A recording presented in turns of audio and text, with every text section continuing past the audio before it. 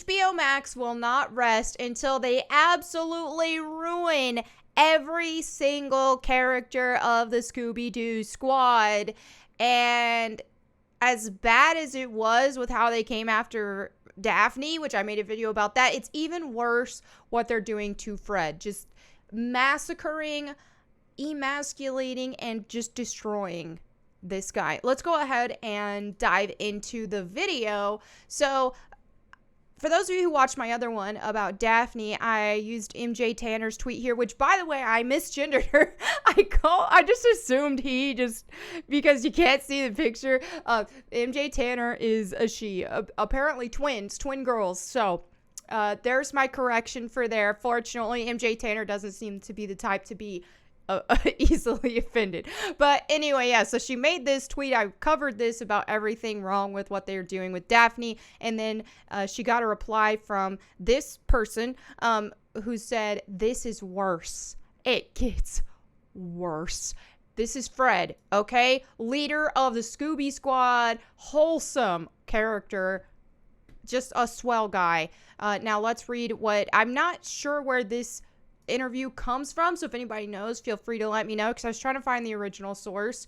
But anyway, here it is. It says, "Much like the original Fred, our Fred is a white guy who loves to take credit for everyone else's work." It's like what I've been saying before. Why are you taking over a franchise if you don't like their characters and you feel like you gotta just knock on them and hate on them? Why are you even doing it then if you don't like the characters? So now they're turning Fred into that wholesome, good leader guy and completely emasculating him, turning him into some feminist trope of how they pretend like every man is like. All right, so let's continue this cringe. But our Fred is a pretty boy gym rat. Okay, that's fine. Pretty boy gym rat. I can see that working. Fred was meant to be like a popular, handsome guy, just like Daphne was meant to be like the popular, pretty girl. Okay, that's fine. No big deal, right?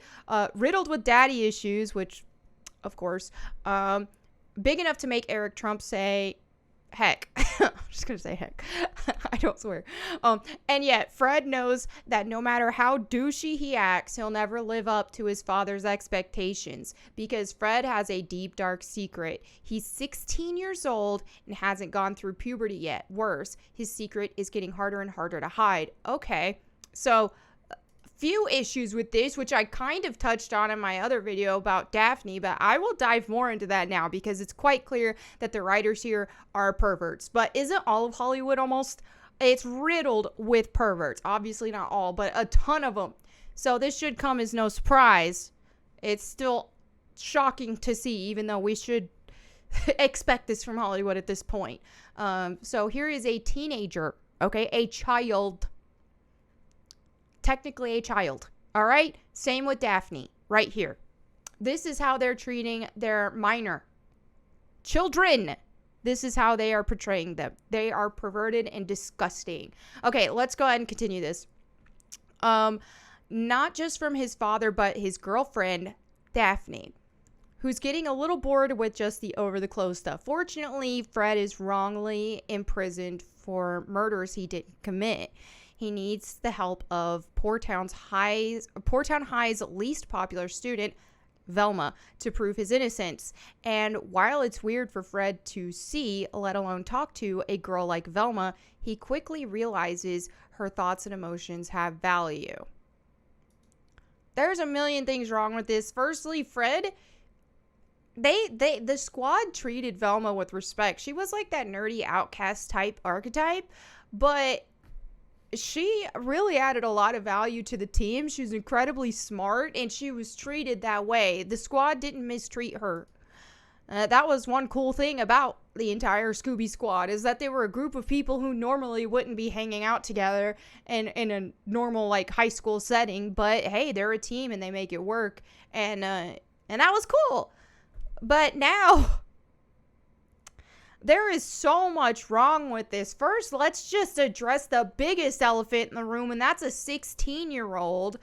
And Daphne's like 13 through 16, somewhere in that range as well, and they're portraying her like this. First, they complain that, oh, well, that's all Daphne was good for in the old stuff was being hot and all that, which obviously we all know there was more to her character than that. But then they go ahead and do this. Just the hypocrisy of it, and what's worse is, like, as you know, as much as they want to complain about the old school cartoon treating Daphne like eye candy, they didn't do this crap. They never did this crap. They got to push it to an extra level. And the fact that they're doing this with a teenager, a child, it just shows how disgusting and perverted the people making this show are. And the people responsible for these decisions here are. This is a project that I don't care, I could not be a part of. I don't care the voice actor, whatever role it was, I couldn't in good conscience be a part of that because it's disgusting. Also, when you're talking about, oh, well, this is made for adults. This made for adults. This show's made for adults. Okay, well, if you want to take the Scooby Squad, which was designed for children, if you want to take a children's show and age them up for an adult audience, they didn't even age them up, first of all, so they're not even adults, they're still teenagers. And there's just something extremely disgusting about grown adults making fanfics of teenagers and their sexual lives. And it's bad enough they always have the excuse of, like, oh, well, teenagers have sex, teenagers do that, you know. Just because they do that doesn't make it okay. Doesn't mean it should even be encouraged. If teenagers do that, hey, whatever. We can't stop teenagers from doing that. But is it healthy? Is it good for them? No, and it most certainly shouldn't be. It shouldn't be encouraged, and it absolutely, they absolutely shouldn't be fetishizing it with these fanfics. It's disgusting. It's perversion. It's just outright disgusting.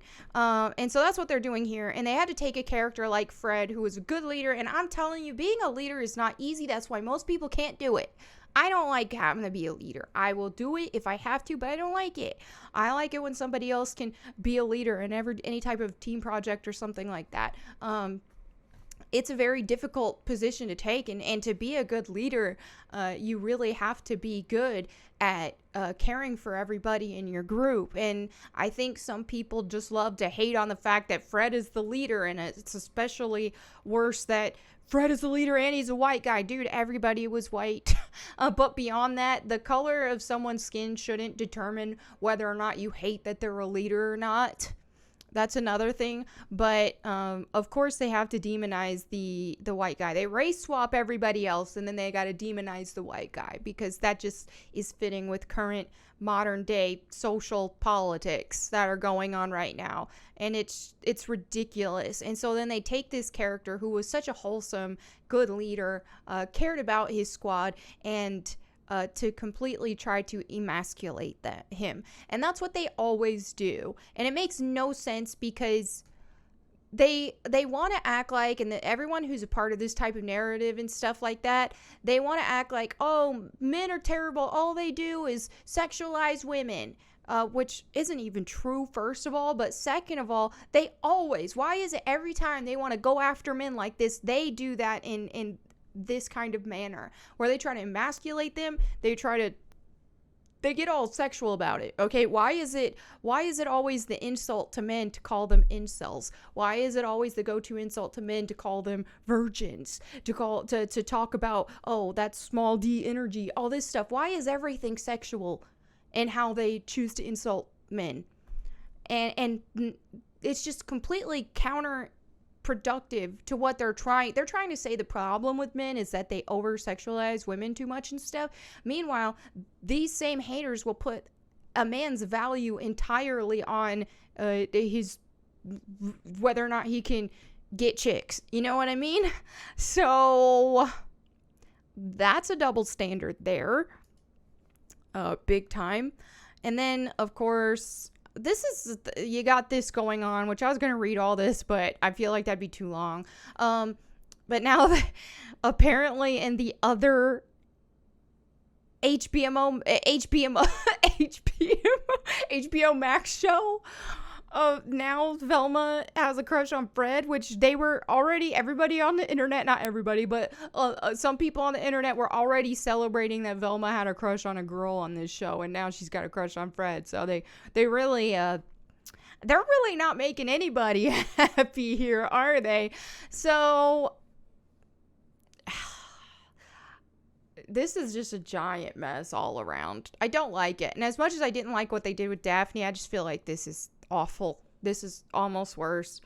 So this is where we're at with things. And I'm just like, you know, when you look at, this was a children's cartoon, okay? A children's cartoon. They didn't focus so much on who everybody was dating, this, that, and the other. That might have played a very, you know, everybody obviously had their ships and stuff like that, but it didn't play that massive of a role. It played a very minor, if any, role in the actual cartoon.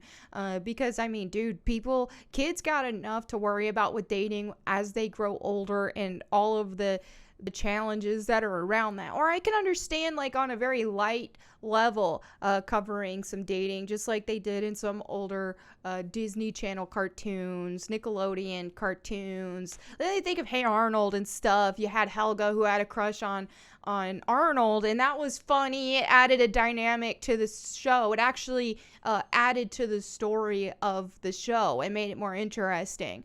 But instead, what we see with a lot of modern cartoons and comic books and this, that, and the other is that they are putting way too much of an emphasis on the dating element, and especially since they're getting very crass with it when they just focus so much on the sexual side of things, and especially when you're telling stories about teenagers and children.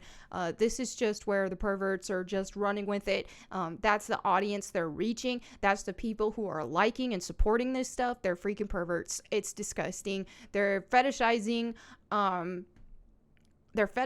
people. I could go on about this for a long time. But anyway, this is just where we're at with things. It's highly disturbing. This is one of the more egregious things we're seeing. And the fact that they're turning a children's cartoon into this just makes it worse. Because if you're going to adapt a children's cartoon for adult audiences and you think, okay, well, they're all grown now, you know? Everyone who was originally a fan of the old school stuff. So if you want to make it a cartoon for adults, you can still keep it wholesome. These are still characters that were designed for children. Okay, so you can still keep it wholesome even if you want to target it toward adults, because believe it or not, I know it's shocking to most of these directors in Hollywood in 2022, but adults don't have to see sex in every entertainment form. You know, more often than not, it's disgusting. It's not needed. It's just pervy. It's just a way for these pervy directors and writers to just get out their fantasies and fetishes and all this stuff. So we didn't ask for this. Nobody asked for this, and nobody wants this except for other perverts. So that's my opinion on this subject, just to put things succinctly, I guess. Thank you guys so much for hanging out with me today.